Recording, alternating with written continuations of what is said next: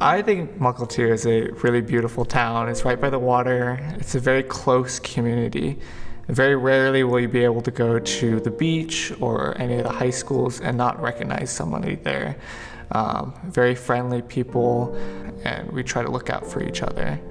The one downfall is, though, that Mukilteo has a tendency to overlook things. Like, that stuff doesn't happen here. Because we're such a good community, it can't happen here. About 5 years ago, we lost a student to suicide, and shortly after that loss, there were several other losses through the years, including a tragic shooting that involved former Kamiak and Mukilteo youth. Suicide was a huge portion that was not being addressed. Those same announcements were just happening over and over. We need to address this problem because it's never been addressed before. And that problem was 100% suicide. It was correctly identified that we were having a pretty significant youth crisis and a suicide cluster.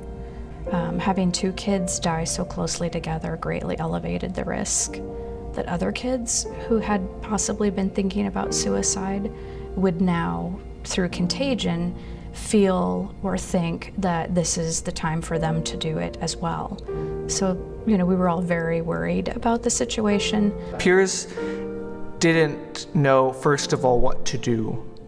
Oh, that's a good one, that's funny. I'm also, struggling and having this normalization of everybody feels that way, so that must be normal and that must be okay. That's the norm of feeling down or feeling depressed if everybody else is talking about this extremity. But in reality, there was only a couple people that were feeling that really, really dark depression, suicidal thoughts, when everybody was just joking about it and just talking about it. So Crisis Services is about helping people and saving lives. We're really focused on working with people in the community who are experiencing a vast array of life crises. Both our senior director, Pat Morris, and I were reached out to by various people and groups asking for consultation and trainings. Our mission was to bring awareness, educational resources, support, and hope to all of our community members, and focusing on youth.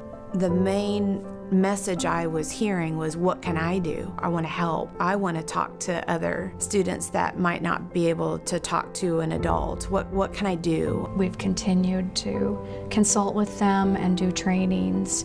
I also did trainings for the leadership students at the high school because other students were coming to them. And then also in partnership with the VOA and Rena specifically, we brought her to the school as a guest speaker to talk about suicide awareness to our parents. It was through our PTO partnership that we were able to do that.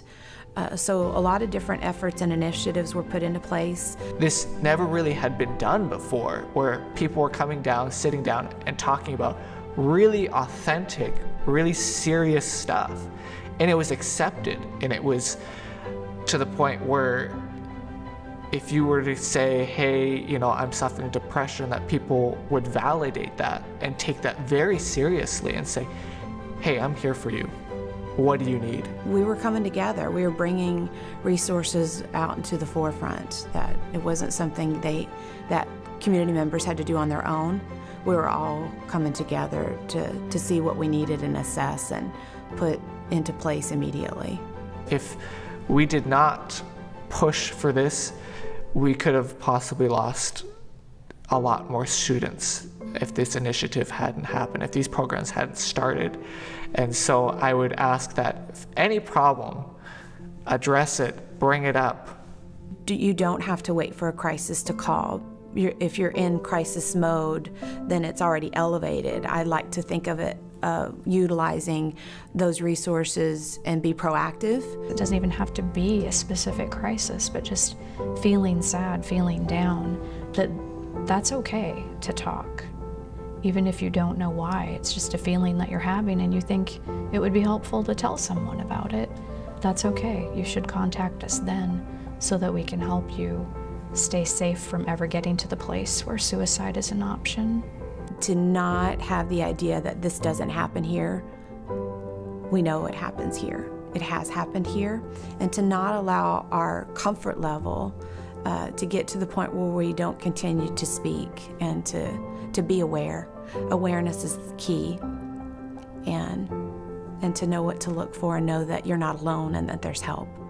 And that is hope.